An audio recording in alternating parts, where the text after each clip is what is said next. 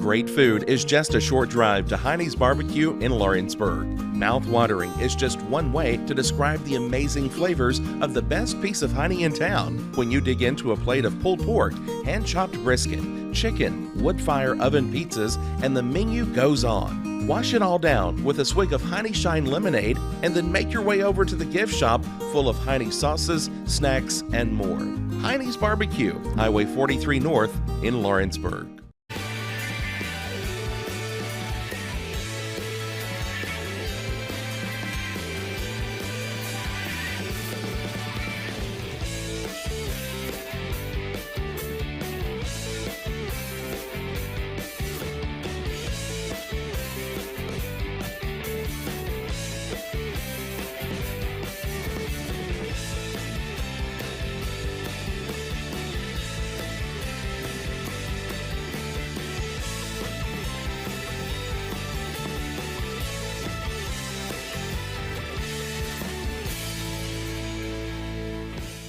Do you have a small farm, a big farm, or just critters in the backyard to feed? If you answered yes to any of those questions, then you need to make the short drive down to A&B Feeds in Etheridge, Tennessee today.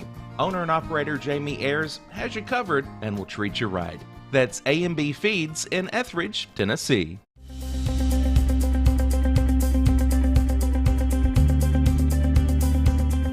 Arctic Air keeps your home or business comfortable. For more than 20 years, we provided outstanding residential and commercial services through southern Middle Tennessee. Whether you need assistance with your heat, air conditioning, preventive maintenance, or anything in between, trust our reliable team to get the job done. We'll take the time to figure out your specific needs and recommend what we believe is right and best for your situation. We've been using Arctic Air for over 15 years now. Their service is great, they're here when we need them, and their prices are competitive. They take the worry out of the heat and air so I don't have to. Arctic Air, when you need us, we'll be there.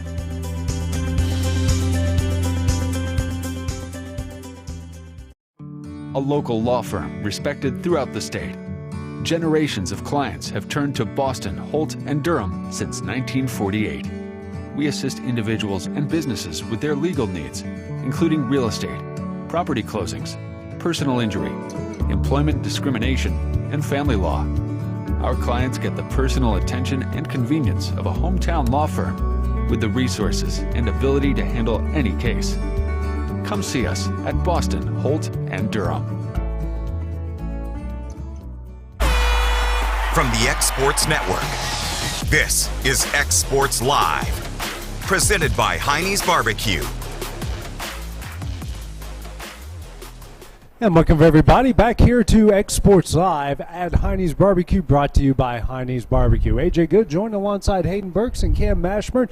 Be eventually joined by Dusty Kaiser and Clint Brazier. A little bit later on, they'll be coming a little bit late after work. And Cam, long time no see, man. It's good to have you back on here. Kind of been sporadic, hasn't it? Yeah. It's just, it's the Wednesday night thing don't really work out too well. Yeah, so, for me. We're working on that. Yeah, baseball, softball is more important. I get it. You got to fit it in when you can. So. Yeah, we can. And now we got a new face joining us. He's fresh out of school, not completely out of school. He's still got another year. We're getting there. Just one more year, hopefully one more year, maybe 2 years to get that master's degree. So I got a word of advice: go on at least the 6-year plan. Yeah, because you got to. Because I mean, you get out in 4 years, it's like hit you in the face pretty quick. You gotta have 2 more years to. But don't do the Chris Farley from Tommy Boy plan. Yeah. A lot of guys go to school for 8 years. Yeah, they're called doctors. Yeah, I can't do that. Trust me, I tried to be a nurse. That didn't work out for me. Well, obviously, we've had a busy week. We've had the district tournaments going on for baseball and softball, starting first with Loretto, baseball-wise. Had some really tough competition in front of them, but, man, did they take care of business in those games against Summertown, Giles County, and Lewis County. Literally left no doubt in any of those 3 games. Yeah, I think they're getting really good pitching. Obviously, the run support was there. I mean, but I think they talked to David a little bit this afternoon. Not necessarily about that, but we did touch on it at the end briefly. But I think they feel pretty confident about where they're at. But they know that it's like anything else. I mean, it can end pretty quickly. Yeah. So you can't take a game off, and they've got good pitchers. This time of year, it's kind of similar, I guess, to softball. Softball, you can ride one horse the whole way, right? And pitching wise, but baseball, if you've got a couple guys, man, you're going to go deep. And if you've got two really, really good pitchers, you're going to go deep. And if you got that third, you're probably going to win a state championship. And especially this time of year, they're in the region, got White House Heritage coming up on Friday. You mentioned the pitching depth, and now those games are kind of spread out. It's not like the district tournament where you're playing one after another. And that makes a huge difference. Yeah. And that's been the knock on the state tournament all those years was teams that you ended up with teams having to throw a third, maybe a fourth guy out there that you didn't see much action, and all of a sudden he's in a big spot. Yeah. And there's a lot of strategy that goes into who you throw and when. I think that was always the knock on the state tournament. It always still is you've done it a certain way all year, and all of a sudden, okay, let's get to the biggest stage of the year, and let's alter how we're going to manage our players. So it all comes down who's got the best arm. Yeah, and they've got a lot of them. They do. They got 3 decent starters, and they got at least 3 or 4 more behind them that can come in relief and get the job done. I think you got a couple kids that probably, for sure, that could for sure play at the next level pitching. Yeah. And that, I think Clint's going to go there as a catcher, but he's good enough to be there as a pitcher. Right. And I think Carter, he's going to play something at the next level. He's too good of an athlete not to. But they're good, man. It's been fun to watch the games. What little I've been able to do this year. Lincoln, it always seems to fall that he's always got a game on the nights they're playing. I think one thing you were saying, AJ, about piggybacking off of the rest and all that stuff, they've played like multiple games back to back to back, just those games in a row. So they don't have a game till Friday, I believe. Yeah, it's crazy. I think that's what it ends. So, I mean, they're going to have plenty of rest, and I believe they're going to be ready to go. Yeah, and now we'll move ahead to high school softball. Loretto and Summertown are going to go in about an hour in the winners bracket of their district tournament, and Summertown got off. They went down 6-0, then scored 17 unanswered. And Loretto, who frankly have been dominated by Giles County in their first 2 matchups this year, was the complete opposite. Well, they said that would happen, right? Yeah. And then they didn't want to talk about that a couple weeks ago. Right. I mean, those 2 teams, man. When it gets to girls' sports, it doesn't matter what the sport is. It always seems like Summertown Loretto find each other. Yeah. In a big moment. Yeah. I mean, that's just it's crazy what they've been able to do. Of course, I know it's just district right now, but it's going to be probably might not be the last time they've seen each other. No, they saw each other 5 times in the postseason last year. Crazy. With Loretto winning that final game there in the state tournament. That was. I mean, they're doing exactly what they did a year ago. They got to that midway point, that they were a below 500 team, turned it on, and next thing you know, I mean, they can't be stopped. And, I mean, especially for the way Giles kindly handled them, and then what they did yesterday handling them was pretty impressive. I'll say one thing I noticed that, I mean, I kind of watched the highlights of the game earlier. One thing they did was they hit the ball extremely well. They found the gaps, and, I mean, they were hitting them towards the wall, and either they looked like they were going over the wall and if not hitting the wall. So those led to many runs for Loretto. Yeah. Well, speaking of balls going over the wall and hitting the wall, Hayden, you and I saw a lot in that Lawrence County game yesterday. No, Tullahoma was down one of their better players, but I don't even think if she's in the lineup, they could have stopped what Michaela Kerr and that team did yesterday. That Tullahoma team, they were definitely capable for sure of winning that game without her. But one thing, I mean, we were just on fire hitting the ball. I mean, like I was saying yesterday, we did everything we needed to do to win that ball game. Michaela Kerr, like I said earlier, I'm not a betting man, but if I was, I would say she was the MVP of that game. She had, 6 RBIs? 2 home runs. 2 home runs. One was a grand slam, so she had an incredible game. Yeah, and they're just turning it on. I mean, belief's a funny thing, right? I mean, if you believe, I mean, it's anything, and you believe you can do. You talk about Loretta, Lawrence County's the same way. You just have a confidence that once you get that first one, then you get that, and then you start beating the good teams. You're like, we can do this. Yeah. And you see teams go on those runs. I mean, you see it in March Madness every year. These obscure Catholic schools from inner city Chicago end up beating a 3 seed in Tennessee or whatever it was. I mean, it's just a belief factor, and it's the same way. I mean, you saw it last year with Loretta, and you're seeing it Lawrence County and Loretta this year again. Yeah, I think another thing about that too is like that's kind of in all sports too when it comes to the playoff time. the farther you go, the more confidence you get, and the better you get, and you start to figure it out. So that's one thing. I mean, playoff time's a huge time. Nerves are up, adrenaline's up, and all that stuff. But once you get it under your belt and you kind of start getting into the rhythm of it, it's huge. And they got a big hill to climb tomorrow when they take on Marshall County. Their last 2 games at Marshall County, Tigerettes beat them last year there on a walk-off 3-run homer. And already in the district tournament there, they beat them on a walk-off grand slam. So they climbed that Tullahoma hill, got the Marshall County hill, and then when you look beyond that, Lincoln County or Page. Don't get any easier, does it? Each side has got D1 players all across the board. So, hey, but like you guys said, you believe it? Beliefs, that's what I'm saying. It's a weird thing. Yeah, beliefs, you believe you can do it. You play golf or anything. I mean, if you go out there and you try to play and you're like, my game's not in a good spot, well, guess what? That round's not going to be in a good spot either. Yeah. But if you believe it, you can do it. I mean, it's weird. I tell my son that all the time. Just believe you can do it. Yeah. It's a funny thing how that works. Yeah.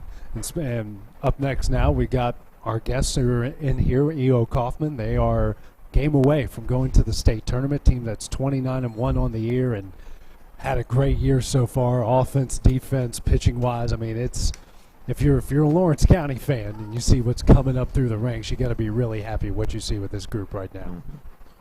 Yeah, middle school baseball is not something that's ever got any recognition ever, to my knowledge. Yeah. I mean, I've been doing this 10, 15 years. I don't remember ever hearing about a middle school team. So this is, I would assume, relatively new. I mean, I think the state tournament deal, when did that start? 3 years ago. So I mean, I think it's good. I mean, to me, yes, it does hurt some of your leagues potentially because they're playing longer. The school ball is going to take up for some of that, but I think it's awesome. I think it's a really good thing, and I'm glad to see the middle schools get incorporated in some of these bigger tournaments. As far as a championship, and you saw that basketball's done that recently, so I think it's really, really awesome. Yeah, and now you guys weren't here when we talked about this last week when Bryce Cliff was here. Now he's been named the head coach at Lawrence County on the boys' side in basketball. What are both of your all's thoughts about Bryce taking over the Wildcats? I've known Bryce a long time, and it's so weird because I covered him when he played. Yeah. And, I think I was, if I could be honest, I was a little surprised that I'm not saying I think he can do it 100%. Yeah. I think he is the guy for the job. The kids love him. He obviously knows the game. He's young, and then if you're going to say anything, there's a but. He's young. He's only been an assistant coach 3-4 years, something like that. It's going to be a tough task. I mean, he's going to be, as long as he has, and I wish I would have been here so I got to feel him out and hear what he had to say, but as long as he understands, look, and the players understand, look, he's going to be learning this process too. This is new for him. I think he's more than capable of doing it. I think hiring a guy that's of Lawrence County, anytime you can hire a coach that is from that school, it has benefit. Right. Now, there is a downside, but you're going to have to tell people no, and that's tough. Yeah, that's really especially tough. for a younger person who's in their early 20s, mid-20s. I mean, tell somebody who was potentially your teacher or whoever it is no at some point, because it's going to come up, and that's. But I think he's going to do a great job, and again, it goes back to the kids love him. Yeah. I think it's a really, really good hire. Yeah. What do you think? I think Bryce is going to be a great hire for them. Obviously, I was a manager for 4 years over there, so I know that program really well, and I love all those kids there. I know they love Bryce, and also another thing is he played under Coach Clark, and so he knows the Coach Clark style, and also he coached with Coach Wilson, so I think he's got 2 different play styles he can use. But like I said, the kids, they love him. I know there's probably going to be a little growing pain at the start of the season, but I know that group, they're determined and they're fired up with this upcoming season. I think they're going to be they were great last year, but this upcoming year, I can't wait to see what they do. That's what we forget. This is going to be a really good team. It's not like they're in rebuild mode. I mean, this is a team that's got high expectations. That's what I'm saying. it's going to be a lot of pressure on Bryce. I mean, number one, it's at his school he graduated from, but it's a really good team. Yeah. I mean, it's a tough gig, but I think he's more than capable of doing it. And like you said, he's got two different style of coaches. You couldn't ask for two different playing styles, right? No. Right. I mean, Not you at got all. structure and none. Yeah. I mean, there's complete opposite ends of the spectrum, and so a little bit of a blend would be nice. Yeah. Play a little defense every once in a while, guys. Every now and again. And, maybe not always shoot 33s, but 33s is exciting to watch. Oh, it's fun to watch. No doubt. watch. No doubt. Yeah. I mean, especially when they're hitting. when they're going in, They're it's like, man, they're It's a world lot. beaters. Yeah. Oh, my God. Like they were in the second half of that White House or White County. I keep calling them White House for some reason. White County game. Well, coming up next, guys, we got the E.O. Kaufman Middle School baseball team. They're going to be joining us next here on xSports Live.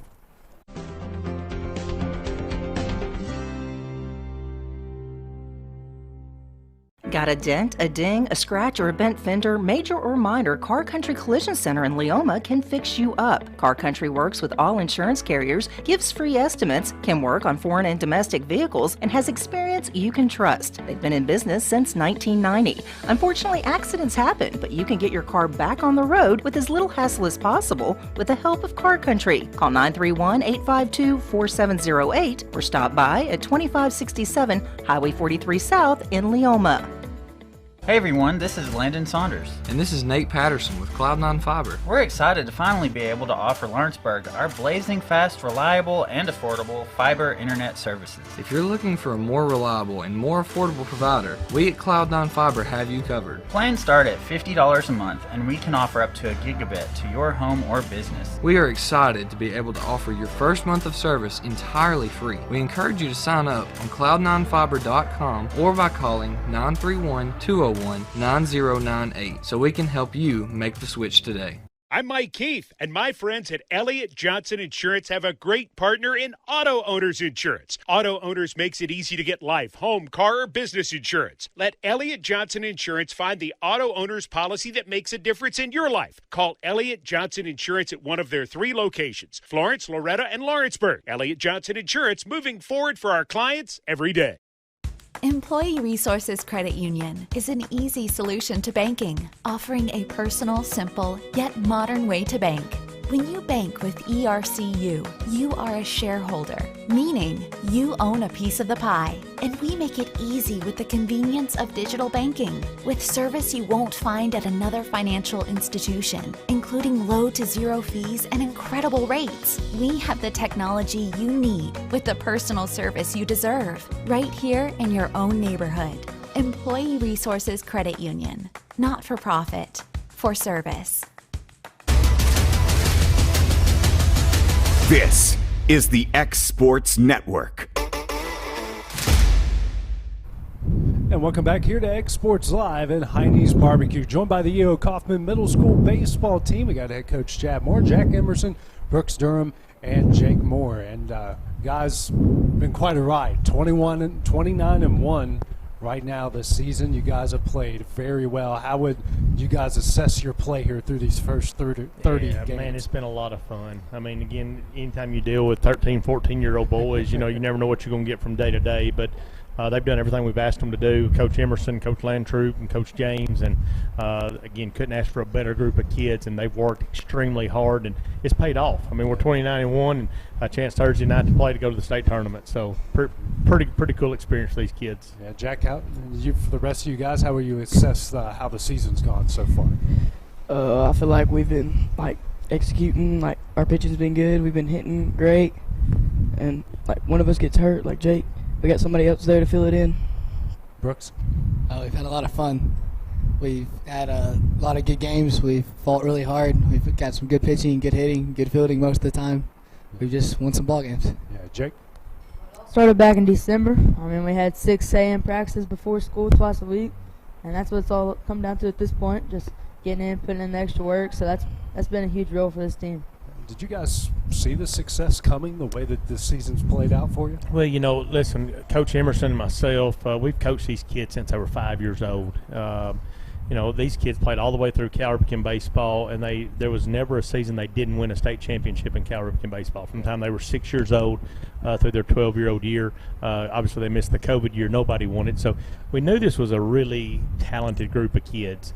Again, need a little structure, need to work hard, and they've done that. And I don't know that we envisioned 29-1, but I think we envisioned a baseball team that could be really successful. And again, our ultimate goal is to prepare them for high school, right. And to be Wildcats and to help our baseball program. We're really excited about Coach Wright. But again, I don't know that we saw 29-1, but I think we envisioned a ball team that could go to the field and have some success. And for you three, what were your expectations coming into this year? Just to have fun and win some ball games. Brooks? Yes, sir. We were just playing with a bunch of our friends, playing baseball, playing against guys we knew, having fun doing it. We won a few baseball games here and there, too. I'm glad they're not this tight on the baseball field, though. Yeah. It's okay. There's thousands of dollars of equipment kind of does that to people. Jake, what do you feel? Like Coach said, we didn't envision 29-1, but we knew this team could be very, very successful if we put in the work, and that's what we've done. So.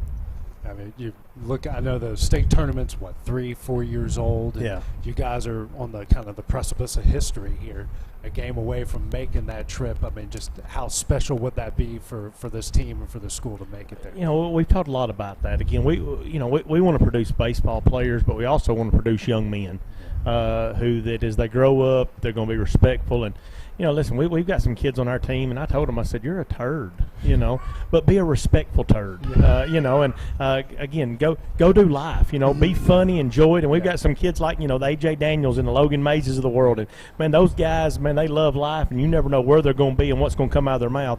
But so we've tried to teach them, be respectful, to your teachers. Do the right thing academically in the classroom. And when you get to the ball field, and listen, there's times I'd like to choke them, and there's more times I'd love to be structured, but the reality is it's a loose group of kids. Yeah. And if we tried to make them any other way than that, I'm not sure we'd be very successful. And so, again, it's a fun group, and they work hard for us, and they do what we ask them to do. Guys, your coach kind of talked about, what's the dynamic on the team like?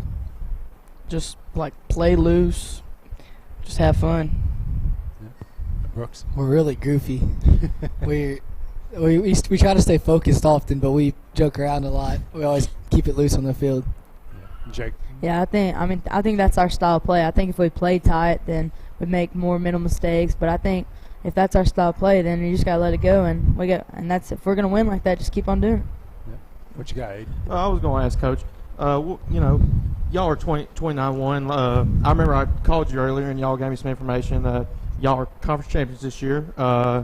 Most wins in the school history, and the first seed in the area tournament. So what's the message that you send the guys? Y'all have high expectations this year. What's the message you send your guys to, stay focused and locked in when it comes to this late in the season, playoff time, and keep the nerves down and cool? Hey, I don't know if you remember what it was like when you were 13 or 14, but, man, it's hard to keep a 13 and 14-year-old kid focused to do much of anything. And so, but we talk all the time, again, on our group on our group chat. Again, daily I'm sending motivational stuff and be the best you and that sort of stuff. And that's what we talk to the kids about every single day. Again, did you get better today? When you came to practice today, did you get better today? What did you focus on and those sorts of things? And so today we just talked about, again, we won't practice tomorrow. We're going to take tomorrow off and then we'll come play Thursday. But today we just stand to practice, and basically it was this way: dream it. Dream you're on the mound in the top of the 7th inning on Thursday, and you pitch us to the state championship. Dream what it's like when you're going to run out of the dugout and jump on somebody. And so, again, they're kids. Life goes on. They got a lot of baseball ahead of them. But we've tried to instill some of those values in them of work hard, dream big, and we're trusting the good Lord, and we'll leave the results up to whatever they are. There you go. And also, just one thing, with these this upcoming game you got coming up, so what would be a type of game plan you have to just instill with these guys? I know that you got Jake, he's hitting 521, Jack 520, and then AJ hitting 422. What's the game plan with just strategy wise, would you say? Yeah, we play Legacy out of Franklin. We played them last week, and that's how we're able to host tonight and beat them. I think 5-4 was the final score. They're a really good baseball club. They've got probably they've got three of the best pitchers we faced all year, and all three of them are going to be eligible to pitch Thursday night. So we got our work cut out for us. Obviously, we got some kids that can hit us. Jack's led us an average all season. I think 521. Jake, like I said, 520. A.J. Daniels that kid hits a baseball harder than anybody I've seen. Literally, pound for pound, that dude can mash a baseball. But we've just had kids all year that have gone to play. They've had great approaches. And I've been on Brooks about the last couple of weeks. Brooks hit a little lull there, as baseball players do. But the thing about Brooks, even when he hit that stretch, he still came to the field every day. He was positive. He worked hard. He's a leader. And you take all those attributes from all your kids and you go play. Jake this week got some tough news. We've lost him defensively and on the mound. He's probably arguably been our best pitcher all season. And, again, he's got a shoulder injury, and he's not going to be able to play defensively, and we're going to DH him. And that's just what we talked about among our team. When somebody goes down, what do? Steps up. Next man up. And so that's our mentality, and that's where we are. And so we've had kids the last 2 days taking fly balls that probably hadn't got a lot of reps. We've had kids working at third base that probably hadn't got a lot of ground balls this season, as much as some of our starters. And so we just work hard, next man up, and we go get it. Yeah, you mentioned the pitching. I know you're going to be out, Jake, but your pitching is so deep. You got a couple lefties that you can bring in there. Brooks had a good start there the other afternoon. I mean, your pitching staff is as deep as you can have for a middle school team. Again, that goes back to, you look at these kids' youth coaches, and it goes back to the Ben Emersons of the world and the Ryan Maddoxes of the world and other coaches who've coached these kids through travel ball, and they all pitched. That was just the MO of this organization is we're going to let all of our kids have an opportunity to pitch. And we're here sitting at middle school, and listen, we sent our pitchers the mound day, and we had 11 kids standing at pitcher's mound. We were working on some bunt coverage and things like that. There's not, I don't know, we got a lot of kids we can run out there. And I just told them today, I need 21 outs on Thursday. I don't care how we get it. I don't care who's on the mound. If we run 7 guys out there and each of you give me 3, whatever it takes. So, no, again, you look at our stats, and our team ERA is really phenomenal. And that's been our thing. Pitch to contact. We want teams to hit the baseball against us. And I know that's probably a foreign thought. In middle school, if you walk kids, it's a double because they're going to steal. And we want to pitch to contact, and we've done a really good job of that for the most part for our pitching. Thursday elimination game, I think Brooks obviously pitched to contact. I think he walked 3 kids. I think he hit another 9. 2, I think. But again, that's been our MO. Again, pitch to contact, let them hit it, because I really believe we've got a superb defense. You hit a ball in the outfield with A.J. Daniel and Max Card and Kel Scott, for the most part, they're going to go get it. And so, again, pitch to contact and let our defense play for us. Offensively, hitting 360 as a team, which is, a phenomenal number. And, again, your lineup is so deep, 1 through 9. That's the thing. The teams we play, 1 through 4 is pretty good. Mm-hmm. And then they drop off. Max Carr the last 2 weeks has hit the ball as hard as anybody else out of our 9-hole for us. And so, Jack lead off, and Jack's a kid that can hit it in the gap, but he can, push a bunt for you and do a lot of different things. And top to bottom, again, I don't know that we have a hole in our lineup, and that's incredible in a middle school team to have that. Guys, just describe the years that you all have had at the plate. I mean, obviously in that kind of top 5 group, and how well have you guys been seeing the ball through these 30 games? For these past couple games, we've been seeing them all in the strike zone, something to hit. They've been seeing a lot of good pitching. Brooks? We've seen a lot of better pitching, so we're looking at fastball first pitch and get a base hit off of it. Yeah, that's been the main thing. I mean, early in the year, it was 1 through 5, 1 through 6 was really producing, but here lately, 1 through 9 all the way. You can throw anybody up the plate, they're going to be able to produce. So that's been the main thing. For you mentioned Coach Wright, and obviously he's come in. What's that kind of relationship he's instilled with you guys? I've seen him at a couple of your games there in the dugout. How has his impact been so far? Yeah, he's been phenomenal. Again, we played on Tom Cruise Field last Saturday. We're going to play there again Thursday night. I think it'll be our 4th game on the high school field. And so he's walked over a lot of days during practice and just, said hello and talked to the guys and interacted with them. So he's really been great. Anything we've needed, he's offered, to help, and anything we need.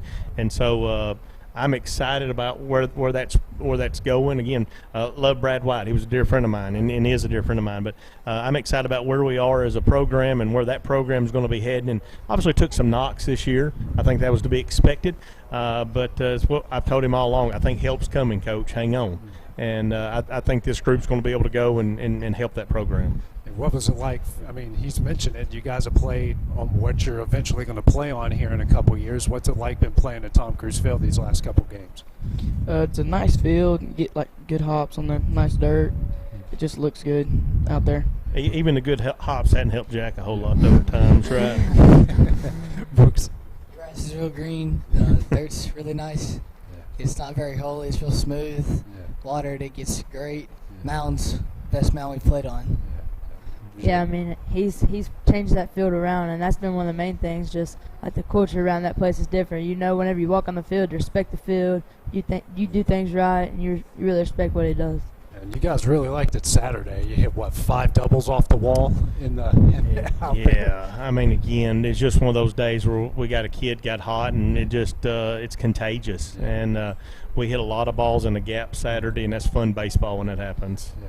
Got anything else, Hayden? Yeah, I was just going to ask one thing, guys, just for you guys. I know y'all been playing since y'all been just 5 years old. So what was it like, just having that friendship and I guess that trust y'all had with them, like how you just come together as a team, like, this was the goal and this is how we're going to, take on this goal?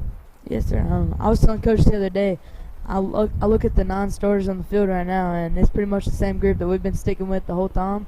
And then you've got a couple other guys that play big roles on the team that have come in, done clutch things, and I mean we've stayed together the whole time, and I'm hoping that'll stay together through high school. So. You just know what to expect out of your guys because you've been with them so long, and when one of us gets hot, then we all start hitting. Okay. Well, we've been with them so long, they're like brothers. You can mess around with them, encourage them, and just help them.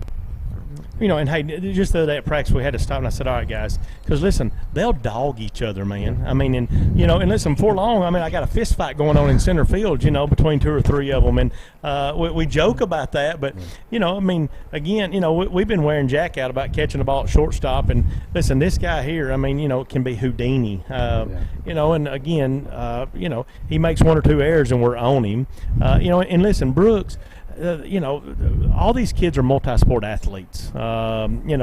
Jake's a 3-sport athlete. Brooks is, Jack.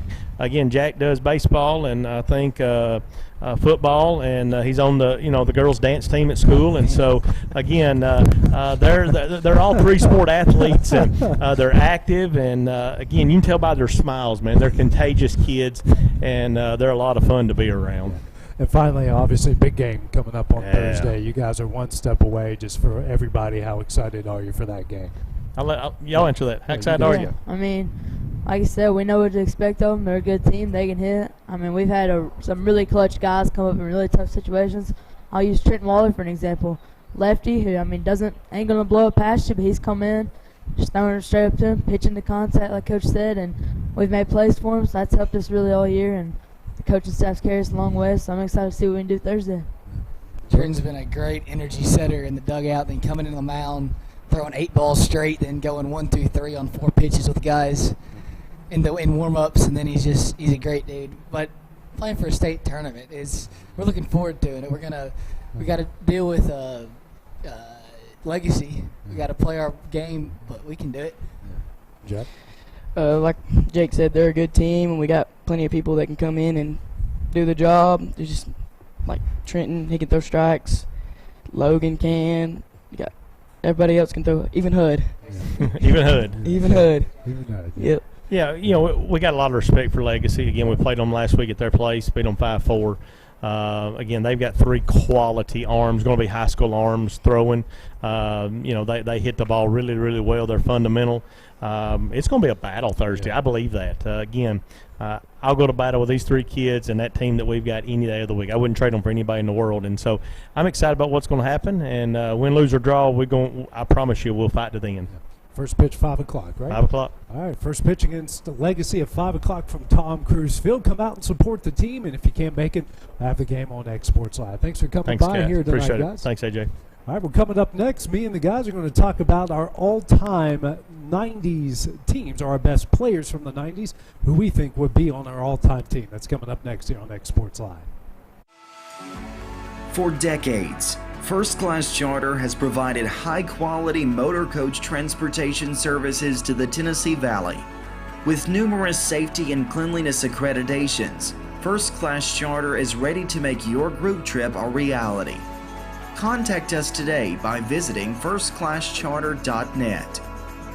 First Class Charter, the official motor coach company of the North Alabama Lions. Flooring sets the tone throughout your home. For flooring that makes the right first impression, start by choosing us, Floored by Justin. A one-stop flooring destination. Our new location stands alone for unequaled customer service and selection. Owner Justin Story's mastery of custom hardwood inlays means every room can have a custom look. Discover how the right choice of hardwood, laminate, carpet, or tile can set the tone in your home. Contact Floored by Justin today. Hey, this is Phil Hooper. Get the look you want for your favorite school, church, or business with apparel from HD Ink Screen Printing in Leoma, Tennessee. Got a logo you need embroidered or screen printed? Let HD Ink give you the professional look that sets the bar in today's world. We do fundraisers and custom designed apparel and so much more. Call today, 931-201-2961, or come see us at our new shop located at 26 Ingram Road in Leoma. Remember, HD Ink for the look you want and the look. Whether it's popcorn, biscuits, or automotive, you need the right ingredients to achieve the best results. Heritage Automotive is proud to serve our community with a continually growing inventory. We also help our community grow by contributing to a vibrant economy which helps build schools. I'm Keith Durham, and I'm the General Manager here at Heritage Automotive, and it's my job to make sure that you're 100% satisfied. Heritage Automotive, your hometown Chevy, Buick, and GMC dealer. Are you looking for the perfect refrigerator? What about a new stove or washer or dryer? It only makes sense to shop at the one place that specializes in appliances, top to bottom, big or small. And that's Kelly Appliance in Lawrenceburg. Kelly Appliance is home to all major name brands, including LG. LG makes life good with a full selection of refrigerators, cooking appliances, dishwashers, microwaves, and more, including appliances made right here in Tennessee. Family owned and family operated. Stop by Kelly Appliance on Jerry Street in Lawrenceburg today. Great food is just a short drive to Hinie's BBQ in Lawrenceburg. Mouth-watering is just one way to describe the amazing flavors of the best piece of Hinie in town when you dig into a plate of pulled pork, hand-chopped brisket, chicken, wood-fire oven pizzas, and the menu goes on. Wash it all down with a swig of Hinie Shine lemonade and then make your way over to the gift shop full of Hinie sauces, snacks, and more. Hinie's BBQ, Highway 43 North in Lawrenceburg. This is the xSports Network. Back here at xSports Live at Hinie's BBQ, joined by Hayden, Dusty, and Cam back here. And guys, the topic tonight is our all-time players and our all-time team from the 1990s. And I was telling Cam off air before the show, when I was going back and looking at I had some ideas. You know, I kind of wrote them down, but then I started really going through the numbers and going through the list, and I'm like, oh boy, this is going to be much, much harder than what I thought this was going to be. In all honesty, I didn't think it was that hard. Yeah. I mean, I don't say it like that, but there's just so many players to choose from. There's only one preeminent list. Yeah. That's right here. I mean, well, I will say this. The best. There was a couple positions that were not hard at all. Oh, absolutely. You know what's crazy is there's less outfielders from that era than what you would realize. Exactly. Right. There's a lot of center fielders. A lot of first basemen. A lot of first basemen. Yes. Yeah. And it was second base? It wasn't. Second base, I think there was only just a couple. It was a toss-up. I really. For doing best, now you can do favorite. Yeah, you know, I mean, like, and that's what I've done. I've done favorite, not just going on. Mine was best a mix of both. And I think mine was a mix as well. Okay, so here's a big question because I would, I bet we have a lot of the same players. We'll have a lot of the same players, but the elephant in the room is the steroid. Absolutely. How much did you guys take into account who we know, who is perceived? I will say that done it? There's only one on my list. Really? Yeah. All right, so my favorite player growing up in the late 80s, which he was a rookie, and up until probably the early 90s was Mark McGuire. He was I was a Mark McGuire fan. But everybody liked the Bash Brothers. I mean, I'd say kids my age did back in the late 80s. I was watching the base series when all that, when all that went on, the earthquake and all that. But I didn't put him on the list because, I mean, okay, there's a lot of other better first basemen, number one. But number two, I think that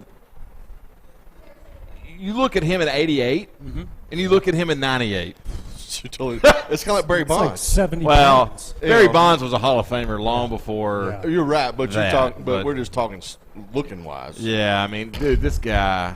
I mean, he looked like he ate about 50 Big Macs. Yeah, I mean, he was huge. Yeah, he really did. So I'm looking at my list. I don't think I have any. And I don't even think I just looked at who I thought the best players. I have one, and that's I've got some of my honorable mention. Yes, honorable mention. 3, sure.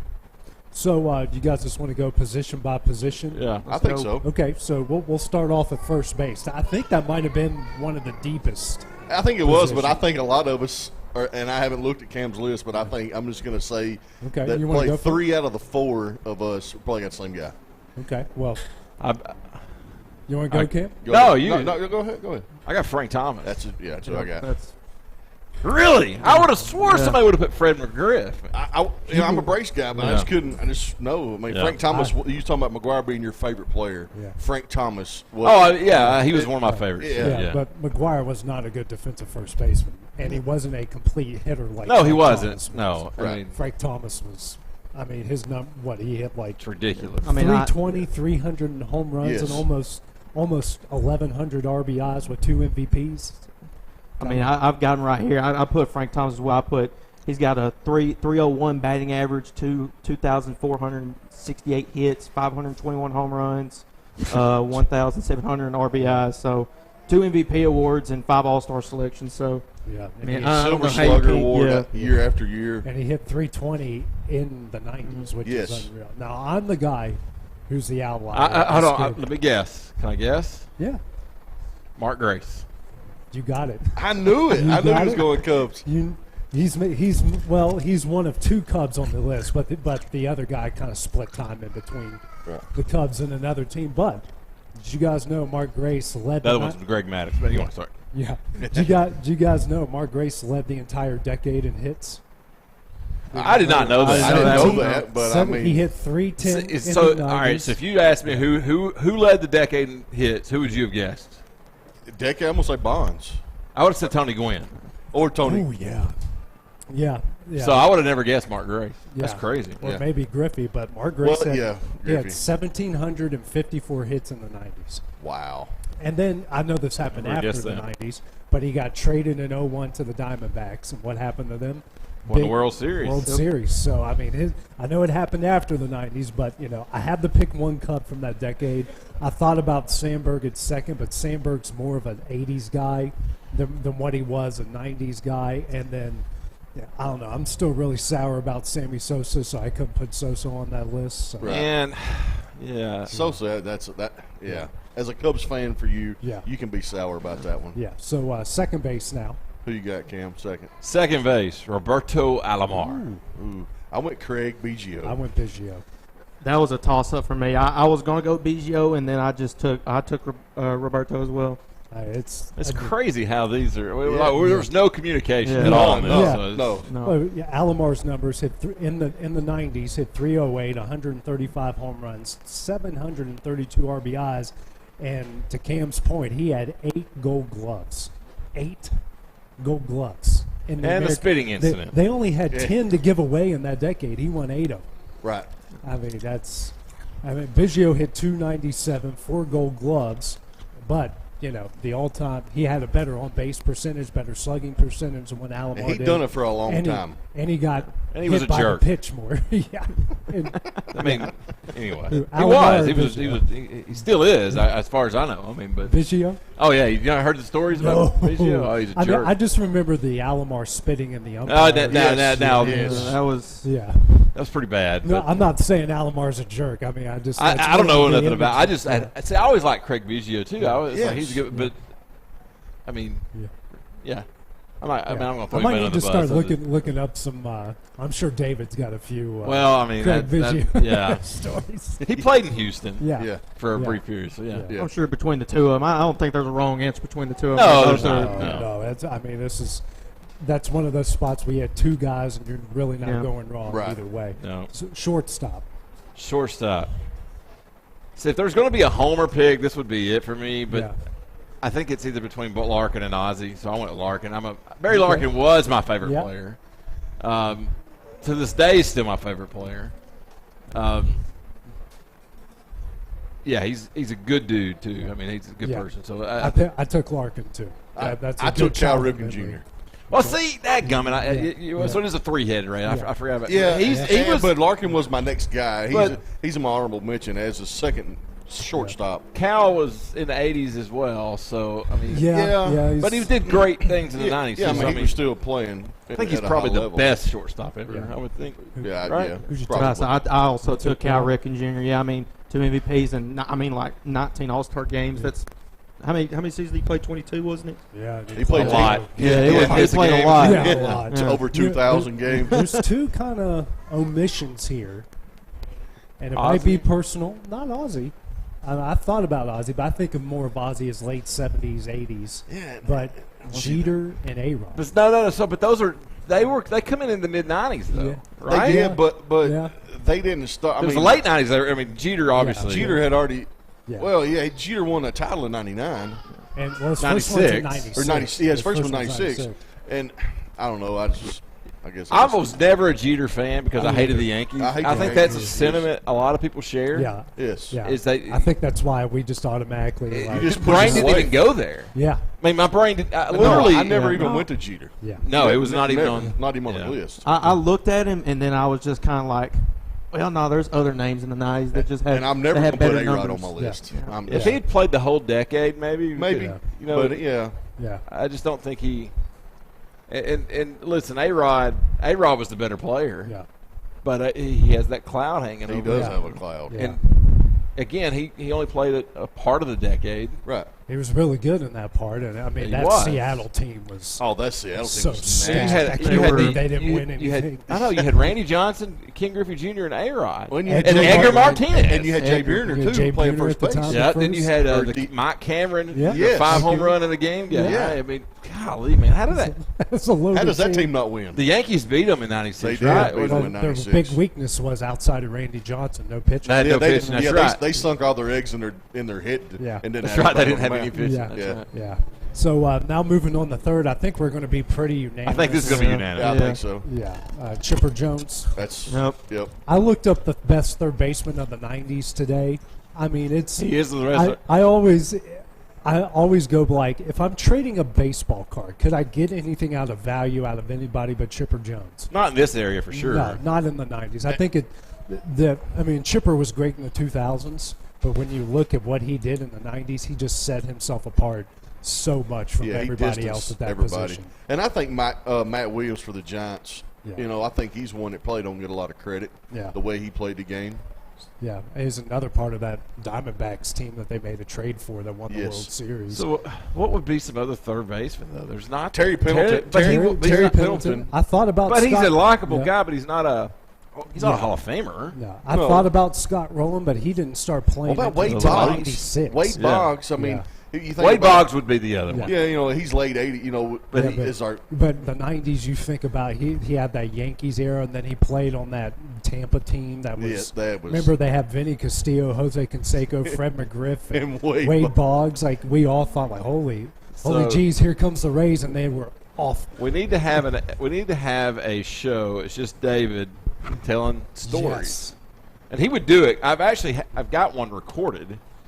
if it's not been lost in translation along the way. But Ben should have it on his hard drive. But the Wade Boggs. So you've heard the stories of Wade Boggs, right? Fried chicken. About have you heard? Have you heard this? A little bit up and down. I don't really know much about it. All right. So the story was he drove 73 beers on a flight across the country. That was all. It was in a Seinfeld episode. Yeah, it was. It was. Right. It was. Yes. Hold on. Let me. I don't want to sell the guy short. Hold on. Yeah.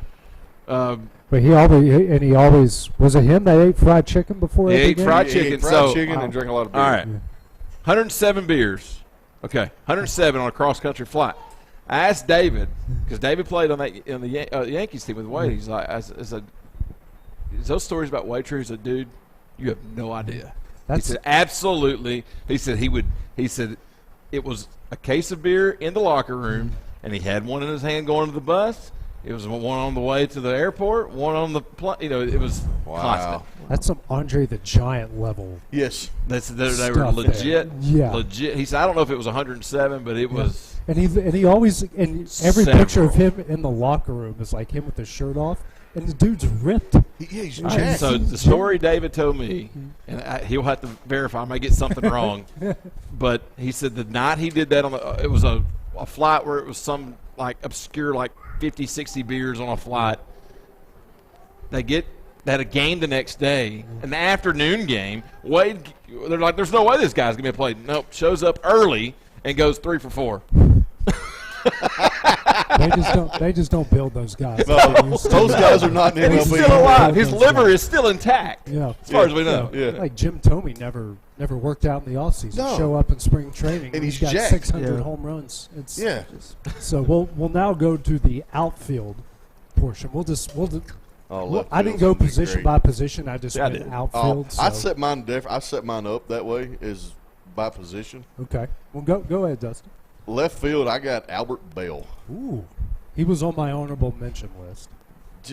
I watched a video today when he gets hit and he didn't take first base. Yeah. Have y'all seen the video? Yeah. I remember that. Anyway, that's when he's playing with Baltimore. Yeah. He told umpire, "Hey, I didn't hit me." He was one of the bad boys. Yeah. He was. We don't have those bad boys. No. You had the nasty. The Reds had a few of those guys. They Rod did. Dibble, some of that. Browning. Yeah. Tom Browning. Yeah. And then you had Ken Caminetti. He was hardcore. Yeah. He was kind of mean. Bell hit 299 with 351 home runs and 1099 RBIs in that decade. Pretty good. Wow. I got Tony Gwynn at that position. Yeah, I've got Tony Gwynn. Yeah. Who you got here? I was hesitant too because I know with the steroid issues, but I had to go with Barry Bonds still. Well, he was right field though, right? Barry? He was left. He was left fielder. Tony Gwynn was a right fielder. Yeah, he started in Pittsburgh and then he moved to left towards the end of Pittsburgh. He was left. I'm just doing okay. We'll just do one outfield. Okay. Yeah. And of course, King Griffey Jr. Everybody's probably got him on the list. Oh, yeah, for sure. Yep. Yeah. No doubt. So another. You mind if I tell another? Go ahead. Yeah. I'm getting all these from one source. It's just interesting that David played with all these guys. Yes. Yeah. But he played with him in Cincinnati, right? He did for a long time, and Yeah. I think him and Ken are still friends. And I know they still talk, but I got one of them I'm not going to share, but the other one. So, he stayed hurt in Cincinnati pretty much the whole time. Yeah. But David said the guy had basically a hole in his hamstring where it stayed injured and wouldn't heal, and it was just this open wound essentially, where they were trying to do treatment. There's most guys would have called it quits, and he was still trying to play. Wow. Right. They said, if you saw what he went through, just to be, it's pretty. What could that guy have done if he'd stayed healthy? Man. Oh, if he could have stayed healthy in Cincinnati. Breaking his wrist on that play in the wall in Seattle. I mean, I think he did it again in Cincinnati. I think he broke his wrist again. I think he did break his wrist in Cincinnati. The hamstring deals with it. I watched the video last night of the home run he hit at the World Classic this year. He gets in the cage. All the guys are standing around. He's over there pine-tarring his hands, and, he hits one out, and he just bat flips. And by far the best swing in the history of baseball. I think every kid in our era emulated that swing, right? You would stand, even if you were a right-handed batter, we would still get in a left-hander batter's box and try to mimic the Griffey Jr. swing. Yeah, man, the kid. The kid. He was the Michael Jordan of baseball. Absolutely. Because he had the shoes, he had the Nikes, the backwards hat, the video game. They were good video games. Yeah, I forgot about the video games. Yeah, Super video Nintendo. games were great. Yeah, man. Yeah, because that was the first one. It wasn't like a little bot. Yeah, it actually was looked like a man. like a real person. Yeah, there's a good story on The Athletic about how they came up with the names, because King Griffey Jr. is the only one licensed to be on there. So they had to come up with the rest. Right. They got the stadiums, but they had to come up. They didn't get permission from the Baseball Players Association. That was the first one, because the second one had the names, right? The second one did have the names, yeah. Frank Thomas also had a computer game, too, that I had. Wasn't as good as the King Griffey Jr. I remember that one. Yeah. I remember King that Griffey one. Jr., there's a good, read it on The Athletic. But what had a bunch of Asian names on that first King Some Griffey? inside jokes, too. But it was the developers of the game, because they were Nintendo from Japan. Right. Yeah. Yeah. Yeah, that was so what? My next one is my right fielder, David Justice. David Justice. I thought about Loved David him. Justice. I hated when he went to the Yankees, but his whole time in Atlanta was just great for me. I got Barry Bonds and Tony Gwynn. Well, I meant to say Barry Bonds earlier, but Tony Gwynn, Barry Bonds. That was two corners. Yeah. We got a couple different guys. You go ahead there, Hayden. I got from Colorado Larry Walker. You know, I mean, he had 2,160 hits, 383 home runs, and 11 RBIs. So, I mean, he had the numbers to be that guy for me. In the 90s, he had 313. He had 262 home runs, 851 RBIs, and won 5 Gold Gloves. That's pretty good. Now, I got one. Now, if you're going to construct a lineup for the 90s, who are you going to put in the leadoff spot? Oh, it's Kenny Lofton. But he was center fielder, though, right? Yeah. You did. Outfield's outfield, right? Yeah. Play anywhere, right? Kenny Lofton. Man, that boy had some jets. He hit 310 in the 90s. He averaged 65 steals a season in the 90s. First home run in the TED, too. Yep. Don't know that? Yeah. At Atlanta, which is no longer there. It's there. It's a football field. It's a football field now. But, I mean, just I started when I go through this list, I'm like, who am I? I got to be pragmatic and got to have a leadoff hitter first. Yeah, that's right. I mean, I remember he was good. The 03 Cubs wouldn't have been where they were without Kenny Lofton. They traded for him midseason and changed the dynamic of that team. I forgot he played for the Cubs. Yeah, later that's that one year, that 1 year. All right, now starting pitching. I told everybody to pick 3. Greg Maddux, for me, would be my first one. I got Greg Maddux. Yeah, I do too. I got Greg Maddux, number 1. He's got some of the I like stats, like weird, obscure stats. His are crazy. Tiger Woods has got some weird, crazy stats for golf. I mean, Greg Maddux has those. Yeah, I have him right here. I mean, he went win-loss 355 to 227. But there's the no walk. Oh, yeah. Where he only threw so many balls in a year or something stupid. That wasn't there a 9-inning game where he threw like less than 90 pitches? 81 pitches. Wow. Yeah. And only like 11 of them are balls or something stupid. It was ridiculous. Like, so ridiculous. What? And then also, I'm not 18-time sure. Gold Glover. Yeah, that was the thing nuts. for me. I saw that. I couldn't believe that. So all right, you went to Larry Walker. How did playing in Colorado not hurt Larry Walker, but it's hurting Todd Helton? It's true. I think what helps Larry is he went to St. Louis and was just as good in St. Louis. And Todd played the whole career. Todd played his whole career there. Yep. But I think more people are realizing, because Nolan Arenado has left Colorado, seen success in St. Louis. Yes. Tulowitzki briefly had success in Toronto, but he didn't get it till after he left Colorado when they started realizing. Well, they play with socks there. They don't play with real balls. Yeah. I mean. Yeah, a dead bat and a sock. I also, speaking of wild stats, I read this today where Greg Maddux, throughout his entire career, only got to a 3-0 count. That's what it was. 133 times. That's nuts. Wow. That's unreal. That's just how many batters did he face? Probably about 50,000. I would imagine. Oh, think about that. Yeah. That's crazy. You can't wrap your head around it. We'll never see a pitcher like Greg Maddux ever again. So never. Who else do you got there, Dustin?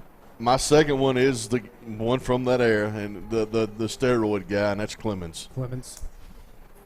I don't have Clemens, but I can understand. He was so good. He was good in Boston, good in Toronto. We obviously knew what he did in New York. I even rewatched that clip today where Mike Piazza broke his bat. And he threw it back at him. Right back I mean, I think Clemens obviously is. If you're going best pitchers of the '90s, he is. Mm-hmm. I think he's unquestionably one of the top 3. Yeah, absolutely. Jose Riggio is my favorite. He's a Reds pitcher. Yeah. Riggio. Who I couldn't put him at my number 2 just because of the the PED stuff. So I took Randy Johnson with the Seattle Marines, and also he went to Arizona. Arizona finally got the World Series in 01 there, and I mean also he went 303 for 166. So that's my second pick. I've got a different pick at starting pitcher. I'm going Pedro Martinez. It's hard to argue that. I think people forget how good he was in Montreal. I mean, if it wasn't for the strike, Montreal might have gone to the World Series and he would have won the Cy Young. But I think when he threw Zimmerman down in New York, he had that coming. Yeah. He did, but I'm just saying, I think that's followed Pedro. Yeah.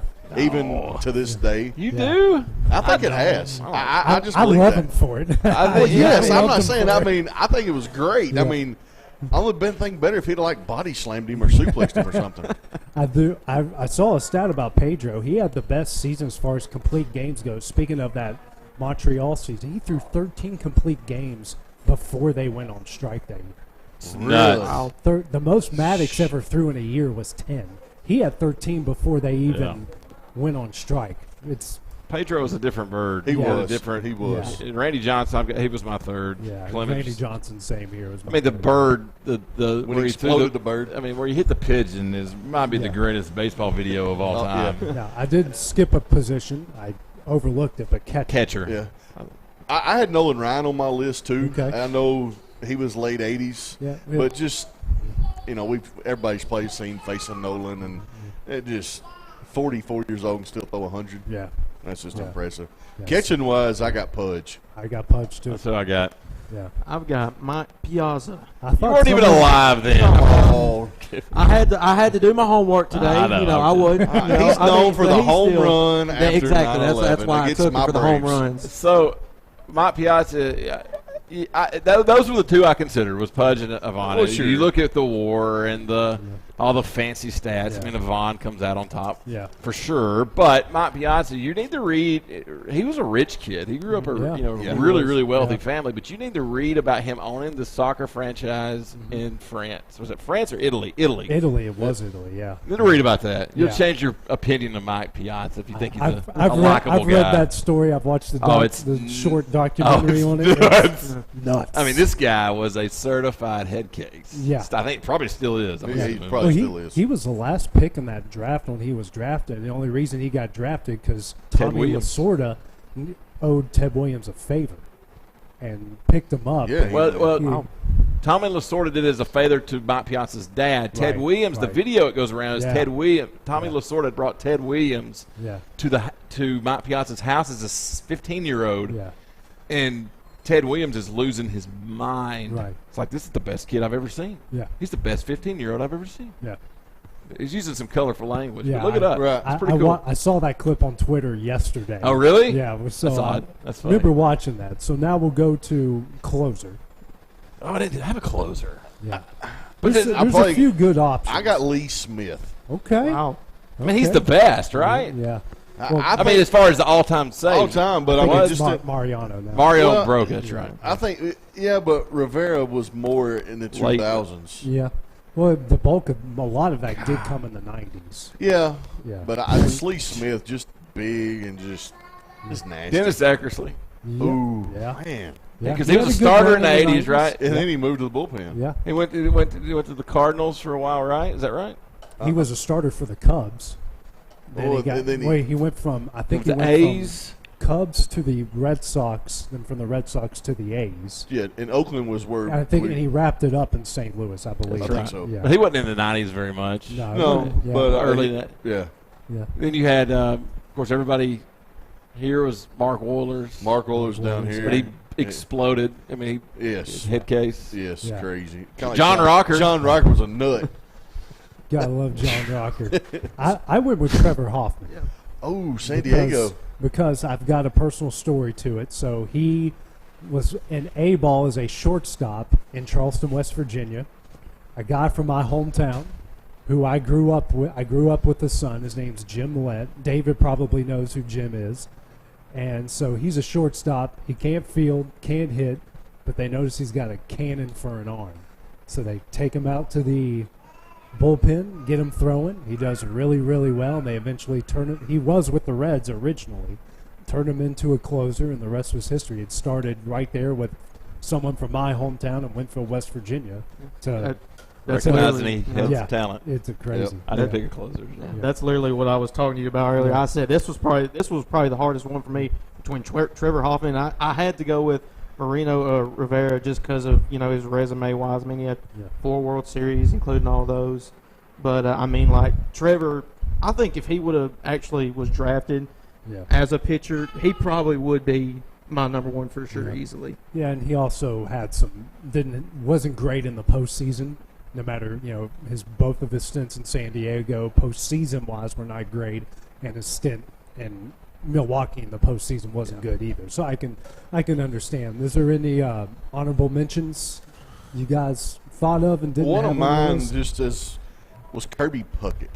Oh, he's really good. Yeah, I saw Kirby. I thought of him too, but I still think of him as more of an 80s guy. He did have success in the early 90s, but isn't it funny how baseball greatness is less predicated on winning a World Series versus football greatness? Yeah. Oh, absolutely. Oh, yeah. Also with the NBA, also. Yeah. That's how you talk. All you talk about is championships with the NBA. Yeah. Well, why is it? Because there's not many guys that's won multiple World Series. I mean, I mean, there's won 2 or 3, but you've got several that don't have any, and they're considered. There's a lot on this list some of the greatest of all time. Yeah. There's a lot on this list that never won a World Series. Oh, absolutely. I mean, crazy. Frank Thomas never won one. Griffey Jr. never won one.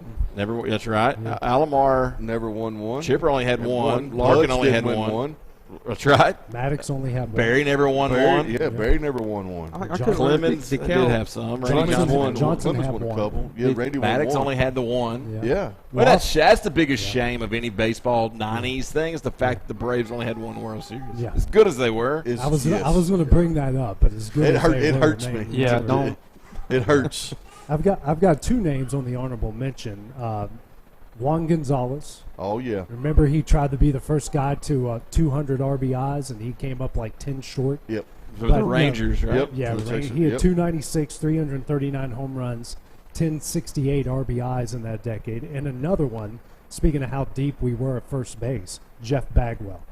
He's a Hall of Famer. I had him on mine as just an See, honorable mention. to me, I know he's in the Hall of Fame, but how was there never any steroid clouds around Jeff Bagwell? I know. I mean, the guy was ripped, and he was one of the first ones that you can look at and like, that's not normal. And his forearms were the size of my head. Yeah. His legs were the size of tree trunks. I mean, it's like, look how wide he had to. That's the only way he could walk. But and he was jacked, but he was also short though. Yeah. He wasn't 6'5". Yeah. I don't know. I still think of him when I see Jeff Bagwell. I think of Buff Bagwell. The rest. And Bagwell's also on the batting stance Hall of Fame too. Because you got to squat down real low and do that thing with the bat and squeeze He was the first one we seen the Loretta 6, Summertown nothing in the bottom of the second. In the district softball tournament. Ryan Weathers is pitching tonight, by the way, for El Paso. Is he pitching? Yeah, Okay. he went through. He was through 2, scoreless. Hold on, I'll get the update. But yeah, so they're hoping. I don't know. I'm not going to say that. There's a chance he goes back up because the Padres got a tough stretch coming up. Yeah. A lot of games in a row. Yeah. And what sucks for Ryan is it won't burn an option. Yeah. So but he gets paid if he goes back up, he'll get paid like he was in the big leagues all the time. Yeah. He just has to go to El Paso for a couple of weeks, which Right. It's not the greatest city in the world right now. Yeah, for sure. Well, coming up next, the guys and I will close out the show with our rant. That's here on xSports Live. Whether you're looking to spruce up the interior or exterior of your home or business, trust Lawrenceburg Glass to provide a one-of-a-kind product. From windows to mirrors, shower doors, custom framing, storefront installations, and everything in between, Lawrenceburg Glass takes pride in our quality craftsmanship and strong attention to detail. With us, your customer experience always exceeds expectations. We're reliable, on time, and we deliver stunning results. Lawrenceburg Glass. Our passion is reflected in our work. Lawrenceburg Flooring and More is your premier source for hardwood, laminate, luxury vinyl tile, sheet vinyl, residential and commercial carpet, carpet tiles, ceramic and porcelain tile, waterproof floating floor, plus blinds and shutters. Lawrenceburg Flooring and More is also home to all name brands and can tackle projects big and small. Installation? You're covered with installers who've got years of experience and stand behind their work. Let Lawrenceburg Flooring and More make your design dreams a reality. 2760 Highway 43 North, or visit lawrenceburgflooringandmore.com. Like you, our roots are in Lawrence County, providing banking for every stage of life since 1934. Lawrenceburg Federal Bank has been not just your bank, but also your friend, helping you with home loans, consumer and auto loans, and your everyday personal banking needs. Lawrenceburg Federal offers you a warm smile and personal experience, as well as the conveniences of modern-day online banking, mobile banking, and telebanking. Lawrenceburg Federal Bank, your neighbor and friend, located at 118 West Gain Street, next to the courthouse. What really matters during the ball game. I realize that in high school sports, we don't have the last names on the back of jerseys usually, but the question is often asked, are you playing for the name on the front or the name on the back? The same should be considered spiritually. Paul said in Philippians 1 and verse 21, "For me to live is Christ and to die is gain." So who are we truly living for? What name are we trying to promote? Is it the name of Christ, the name of Christian? And that message brought to you by your friends at the Leoma Church of Christ. Are you looking for a non-factory job environment? Livingstone Freight Solutions is a 3PL company that began managing warehouses in Tennessee, Alabama, and Mississippi. With our multiple shifts and experienced management team, our goal is to give you as an employee a safe family work environment and competitive wages. We offer a wide variety of employment opportunities from forklift drivers to management level positions. We also strive to offer a competitive benefit package and PTO options. For more information or to apply, visit us at livingstonefs.com or give us a call at 931-269-3255. Being raised in Tennessee, we believe in the importance of family and community. Creating a positive experience at our family-owned and operated business is one of the ways we share that belief. Being in an accident can be extremely stressful. When it came time for my repairs, Mashburn's made it easy. I am lucky to have a wonderful company in my community like Mashburn's Collision Center. It's reassuring to know that I'm in good hands because their work is second to none. We pride ourselves that the Mashburn name is one of the most trusted in Lawrence County since 1981. Mashburn's Collision Center. Let our family take care of yours. Great food is just a short drive to Hinie's BBQ in Lawrenceburg. Mouth-watering is just one way to describe the amazing flavors of the best piece of Hinie in town when you dig into a plate of pulled pork, hand-chopped brisket, chicken, wood-fire oven pizzas, and the menu goes on. Wash it all down with a swig of Hinie Shine lemonade and then make your way over to the gift shop full of Hinie sauces, snacks, and more. Hinie's BBQ, Highway 43 North in Lawrenceburg. This is the xSports Network. And back here at xSports, live from Hinie's BBQ, it's time to close out our show with our weekly rant. So who wants to lead things off for us here tonight? Why does everybody look at me? Yeah. We'll let Hayden go. Hayden's the rookie so on the show. I talked about with you last night, AJ. Can we talk about the new contracts with NBA with Ben Simmons? We can. We can. Can there be a rule in place for that? I think there can. It might be the worst contract of all time. I mean, what was it? Ben Simmons. I mean, he's not even in the rotation anymore, is he? Nope. So like this guy, He's not even playing. Yeah, he's not even playing. He stays hurt. Wears fancy clothes. So like, what's the? I just don't understand why they don't like. Do y'all understand why they keep him on the team? I don't even know who you're talking about. I know who you're talking about. I mean, if you'll go back a couple of weeks ago, we were talking like all-time bust in drafts and everything. Ben Simmons was my top. Yeah. A number one college basketball player coming out of LSU, and has got to the NBA and laid the biggest egg of any NBA player that I think we've ever seen. This dude is straight garbage. Yeah. I don't know why the Sixers just don't just say, dude, just stay home. Yeah. Well, it's because of the TV money, right? They got to spend so much or something. Yeah. Well, they did that with Conley a few years ago. They did, but I mean, too, he don't even dress. Like $80 million. He's not hurt. Yeah. Oh no, he's not hurt. He dresses though. He wears all kinds of. Oh yeah. What would he wear that one time? That green jacket. He looked like he was on Nickelodeon. Yeah. How crazy it was. You said you had Clint's all-time 90s. Yeah, I do. line. Clint, if you're watching, we're going to talk about your team since you can't come. He's got Greg Maddox, Tom Glavine, and Randy Johnson as his pitchers. Good choice. He's got McGuire, Sandberg, Ripken, and Chipper in the infield. And he's got Bonds, Griffey, and Justice in the outfield, Pudge behind the plate, and Hoffman as his closer. Okay. He went a little different there. He did. Went a little different there. He did. Now, my rant is going to be on is NBA as well, and mine is on Joker. Who? Nikola Jokic. Yeah. For the Okay. Nuggets guy? Or Yeah, the Nuggets guy. So, 2 nights ago, ball goes out of bounds. He's standing in front of the owner of the Phoenix Suns. Mm-hmm. I saw that. And he does this. Wham. Gives him a shove. They give him a technical foul, and he gets $25,000 fine. Yeah. This guy shouldn't be playing basketball. And if the NBA would actually call a game like they're supposed to, he wouldn't make it out of the first quarter. Because I seen them the other night. They called it against Golden State, and they've called it against Miami when they call these illegal screens. Joker sets an illegal screen every time he comes down the floor. Not just once or twice in a quarter. It's every time. I would like for y'all to go watch it. As soon as he sets, I'd rather not. Right. And as sad as I love NBA basketball in the playoffs. Still? Yeah, man, they play. The playoffs they play. But he throws a hip, he hip checks, or if he can't get his hip on him, he literally throws his arms out and holds them up.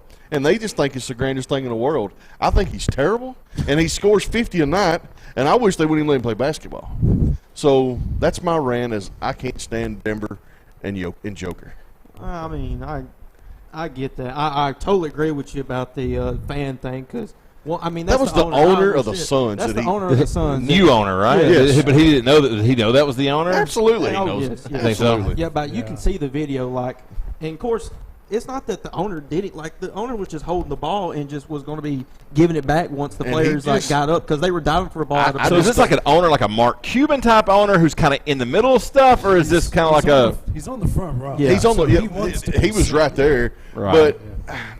I don't know. I just think Joker. If I owned a team, to be fair, I'd be on the front row too. Yes. But. I don't think because Cuban usually he's like sitting with the team or he's like usually like front row where everybody can see him. This guy he was on like they were off in the corner. Yeah, he was under the goal, right? It was in the corner, kind of at the end of the bench. Sure. I just think Joker's dirty. I do, and I'm just waiting on. I'm waiting on Phoenix to beat him. Devin Booker's a stud. Oh, that's a dog. That's Kobe Bryant reincarnated. You ain't kidding. This is basketball. This is made. I know. Jordan's not playing. I know. I get it. I watched the Jordan video today. Okay. Yeah. So at least you. I look at my shoes in the morning before I leave, and then I can talk about it. Yeah. There you go. So my rant's not to do with anything with sports at all, but I guess you could tie it in. It's respect. I think absolutely as a society, adults to kids, we're not taught respect anymore. If you own a business, you have invested lots of money into your property for your business. Mm-hmm. And we have people who don't respect that.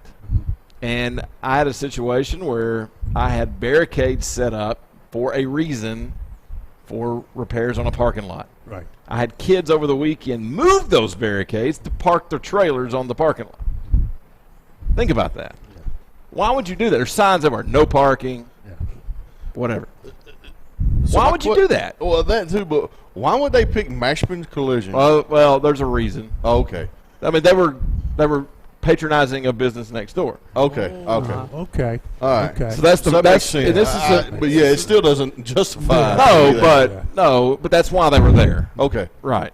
It's a respect thing. Listen, to their credit, kids called once they realized there was an issue. They called and made it right. Okay. So good on them. Good on them. Absolutely right. And that gave me some hope, but it also got me to thinking: at what point did we go about?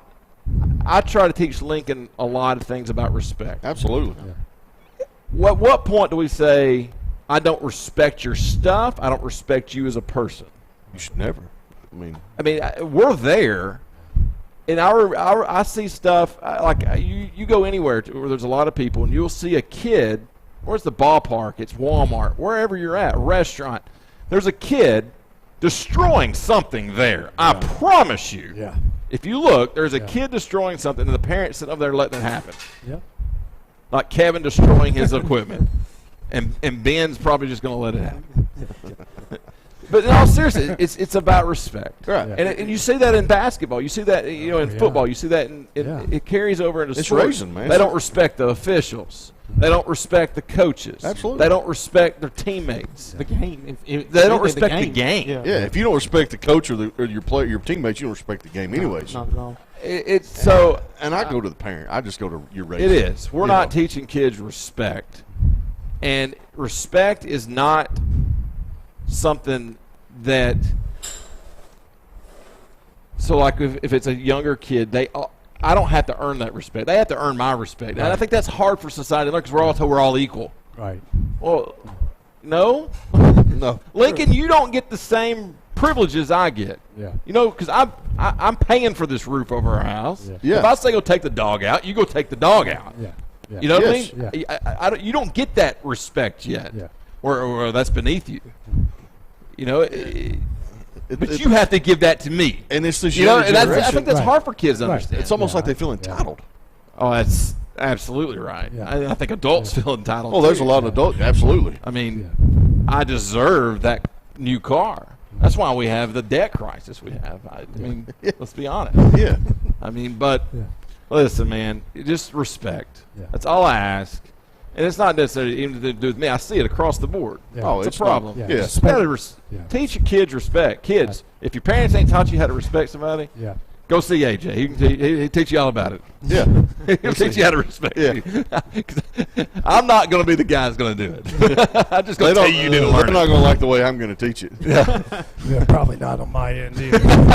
but no, I completely agree, Cam. I've seen way too many. I mean, you see it.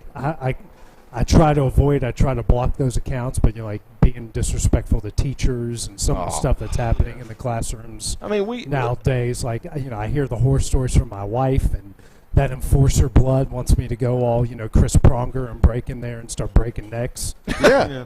But can't do that, because you go to jail. Don't want to go to jail and shoot That's me what's the job. wrong. You can't use a piece of leather no more, or you can. People just choose not to. I remember the days of when it was either you got two options. We can call your mom and dad, or you get a paddling. Well, I knew if they called my mom and dad that I was getting it worse than I was getting it at school when I got home. Right. And if I got a paddling, there's a chance they may not know about it. Yeah. Unless my brother down the hall went and told. And Because if that happened, then it was really on. Yeah. So give me my 3 licks and we'll go back to class. Yeah. Absolutely. But that's not the case anymore. Let's call mommy. Yeah. I want to call my mommy. I don't want to, Or at my I don't give an school, option. My mom's going to come to school and she's going to tell you can't that's touch exactly me. right. Yeah. Come on. Or at my school, it was they punished you, then told your parents, and I got it. Yeah, that's usually what happens. You get it. Yeah. When you get home, you're thinking, okay, maybe they just faked me out and didn't call dad. So Or they didn't call mom. I had a teacher one time that fake paddled me with a book against the wall because he said he had to make an example because it was a long story. I'm not going to get into specifics, but I didn't do anything wrong. Yeah. But it was like he needed to make an example of somebody. Yeah. Well, my brother heard that I got a paddling, so he went home and told my dad I got a paddling. I was like, no, I didn't. He didn't do it. And guy got my butt destroyed.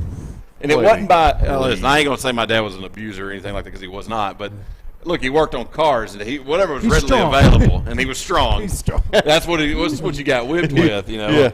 And you walk in the shop and you catch a serpentine belt. yeah, exactly. Radiator hose, whatever. And what was funny is my teacher ended up. I went to school the next day and told him what had happened. He was like, "Oh no." Yeah. And so he calls my dad, and my dad felt so bad about it. Come check me out of school, took me got a Happy Meal. All this stuff. He's like, Did you get your brother?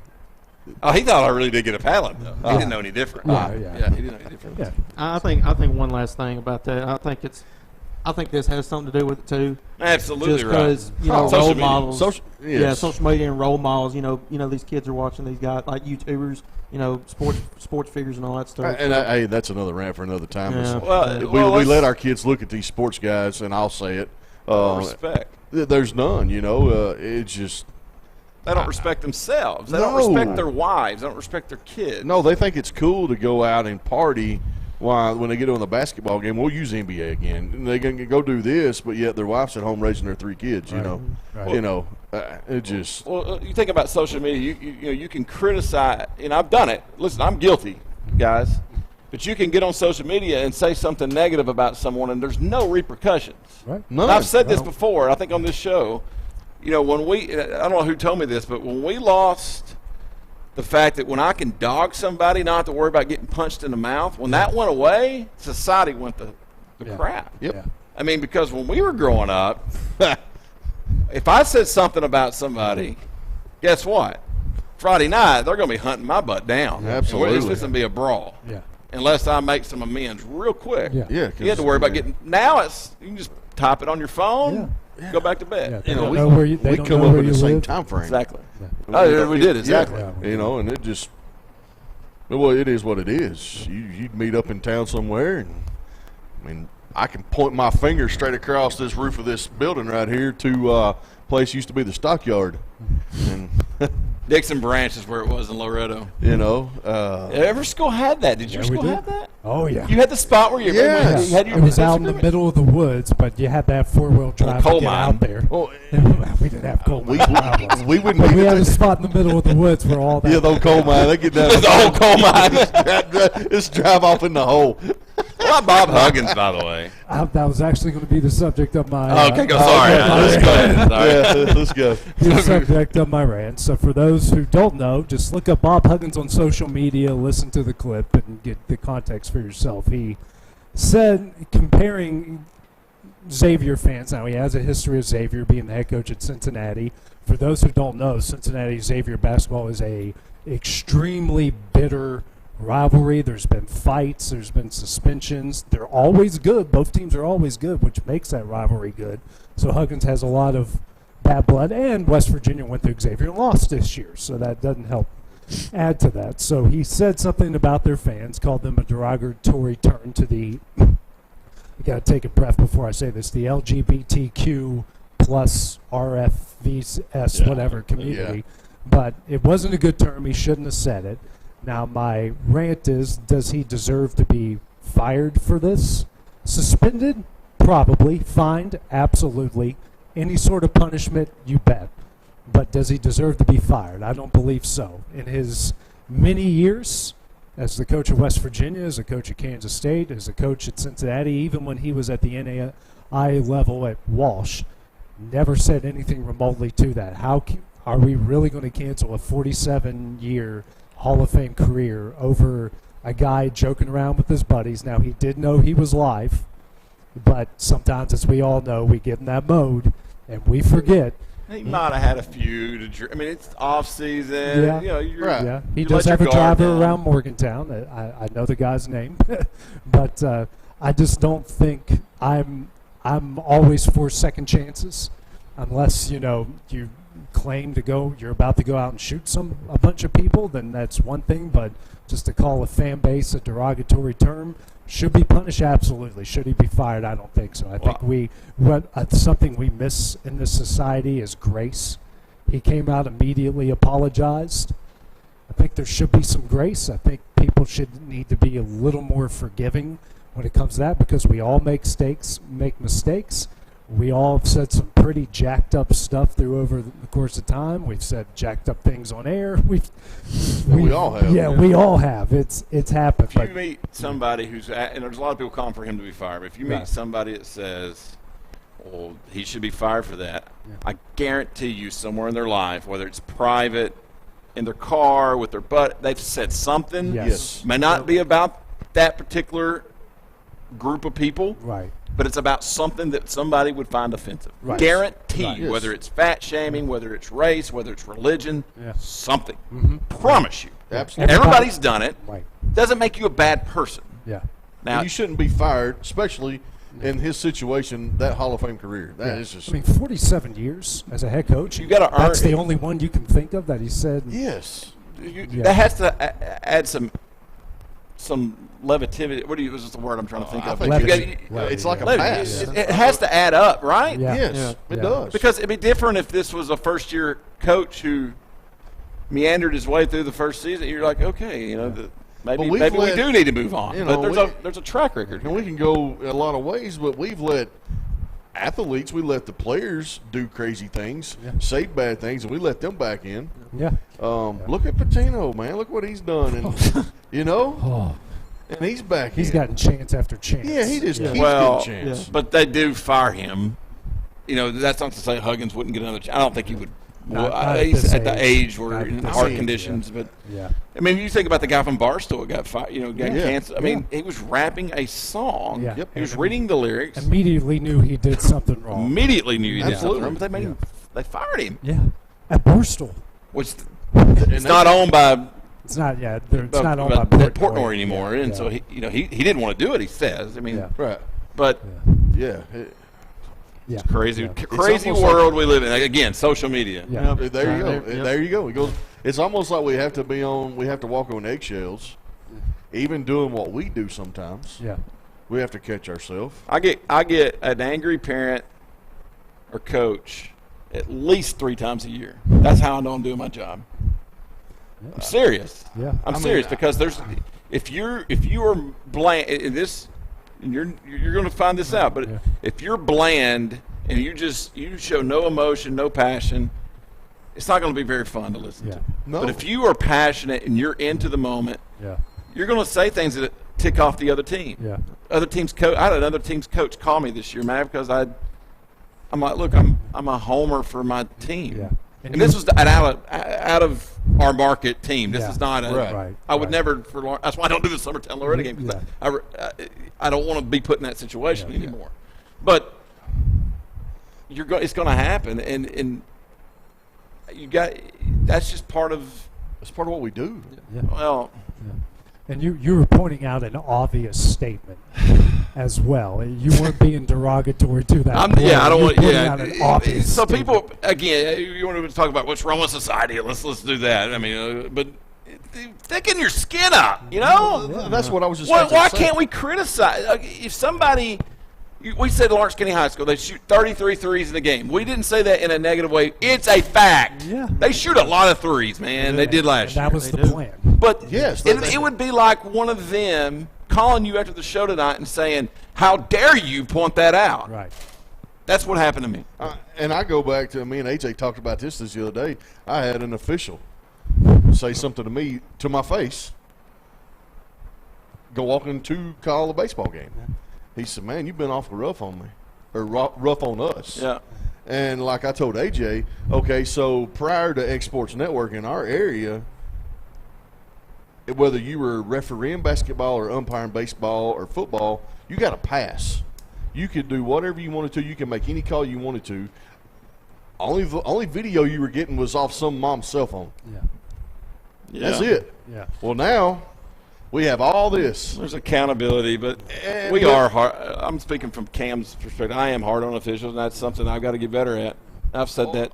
I tried that the first year. That it's just like, oh my God, that's so bad. I get it, but calling baseball, it's my pet. I've got to get better at that. Yeah. But calling baseball, especially where me and AJ sit right over there, I mean, we can see it. Like, I understand basketball; it's fast paced, and we may miss a walk, or we may miss a foul, or whatever.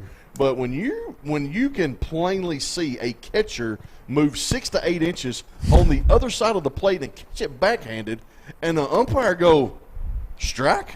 So, yeah, and I understand you're going to mess up, and in his whole mind he could have been saying that's a ball, that's a ball, that's a ball, and stay strike. I get it; they're not perfect, but when you're going to do it, AJ does it. Don't come at me and say, oh man, you need to be a little easier on me. Come on, so bro. I don't. You talking about grace? We need to give them some grace too. Yeah, and I think that's something we can all learn from, because we've all we're fans too. Yep. Yes. Okay. I'm a fan. I love all 3 of the high schools we cover, and I cheer for them. And I'm going to, if I don't like a call, I'm going to say it most likely. Yeah. Yes. And a story I think that just really popped up in my mind. I'm sure y'all know about the Jim Joyce. Whenever they made the mistake of the perfect game. Yep. Yeah, knew it immediately.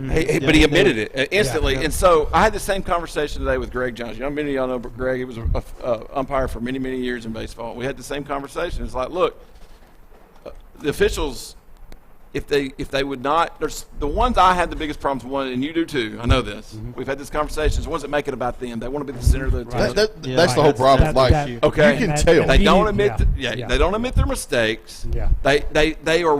And I use this as an example. They'll call a foul on a kid that they know's on edge, because I played that way. There's certain kids that play that way. Absolutely. When you call that foul, they're watching for that reaction the whole way. Right.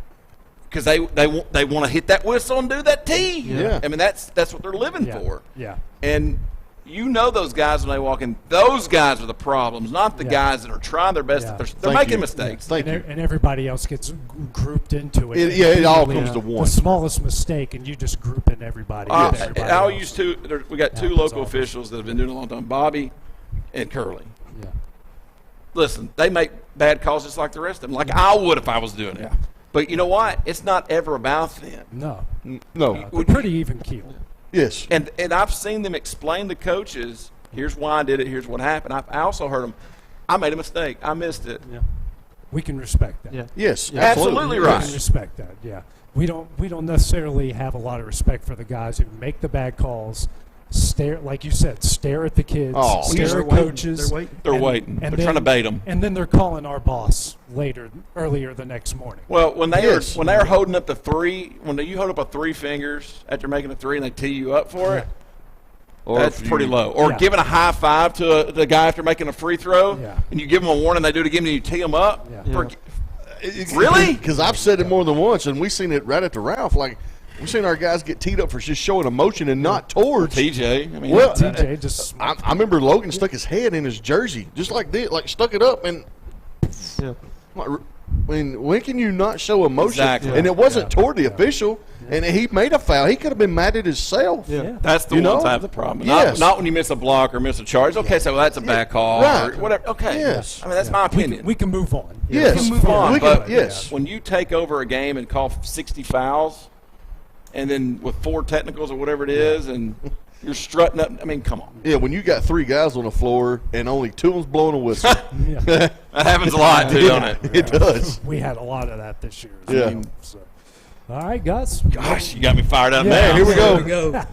Got an update now on the bottom of the 4th District winners bracket game. Loretto leading Summertown 6-3. Loretto got off to a 6-0 lead. Summertown clawing their way back into it. So we'll have the highlights coming up tonight on xSports Tonight. So for Hayden Burks, Dusty Kaiser, Cam Mashburn, and for producer extraordinaire Kevin Wright, I'm AJ Good here on the xSports Network. We'll see you guys tomorrow night. This is the xSports Network.